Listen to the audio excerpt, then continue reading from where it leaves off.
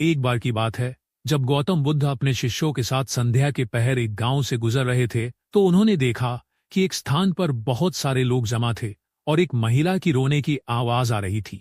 गौतम बुद्ध ने अपने शिष्यों से कहा कि चलो चलकर देखते हैं कि आखिर बात क्या है, यहाँ इतनी बड़ी भीड़ क्यों है। जैसे ही गौतम बुद्ध वहां पहुंचे और एक आदमी से इस बारे में पूछ ही रहे थे कि उस रोती हुई महिला की नजर गौतम बुद्ध पर पड़ी। महिला ने गौतम बुद्ध के बारे में पहले ही बहुत कुछ सुन रखा था। वह रोती हुई गौतम बुद्ध के पास आई और उनसे जोर जोर से रोते हुए विलाप करने लगी और कहने लगी कि ऋषिवर, मेरा एक ही बेटा है जो आपके सामने मरा हुआ पड़ा है। अब मैं इस जीवन में किसके सहारे जीऊंगी। मैंने आपके बारे में बहुत कुछ सुना है कि आप सभी के समस्याओं का समाधान करते हैं। अब आप ही हैं जो मेरे बेटे को जिंदा कर सकते हैं।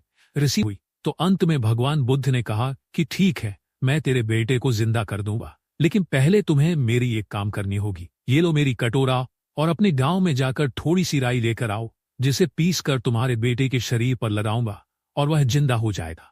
और हाँ, वो राई ऐसे घर की होनी चाहिए जिस घर का कोई भी सदस्य कभी मरा ना हो। महिला ने गौतम बुद्ध के द्वारा दी गई कटोरा ली और गांव की तरफ निकल पड़ी। वो गांव के लगभग सभी घरों में गई जिससे वह राई मांगती और कहती, क्या आपके घर में कभी कोई मरा तो नहीं है। इतना सुनते ही लोग अपना दरवाजा बंद कर लेते थे।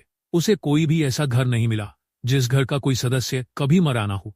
अब महिला को बात समझ में आ गई थी कि केवल मेरा ही बेटा नहीं है जो मरा है। इस दुनिया में कोई ऐसा घर नहीं है जिसका कोई सदस्य मरा नहीं है, जिसका कोई सदस्य मरा नहीं है। वह रोती हुई गांव के तरफ निकली थी, लेकिन चुपचाप गौतम बुद्ध के पास लौटी और गौतम बुद्ध के चरणों में गिर पड़ी और अपने भला बुरा कहने के लिए बुद्ध से माफी मांगी और आजीवन उनकी शिष्या बन गई।